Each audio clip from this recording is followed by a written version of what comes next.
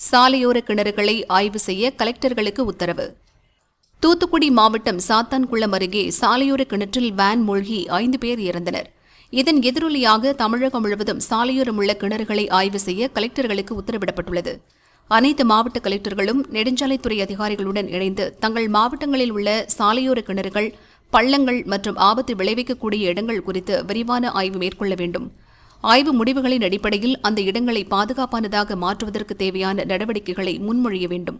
பின்னர் அந்த ஆய்வு அறிக்கையை உரிய காலக்கெடுவிற்குள் தலைமைச் செயலகத்திற்கு சமர்ப்பிக்க வேண்டும் என அறிவுறுத்தப்பட்டுள்ளது. வெடிமருந்து குடோனில் தீ, தஞ்சாவூரில் 2 மரணம். தஞ்சாவூர் மாவட்டம் பட்டுக்கோட்டை அருகே நாட்டு வெடி வைக்கப்பட்டிருந்த குடோனில் தீ விபத்து ஏற்பட்டது. இதையடுத்து சம்பவ இடத்திற்கு விரைந்த தீயணைப்பு படையினர் நீண்ட நேரம் போராடி தீயை அணைத்தனர்.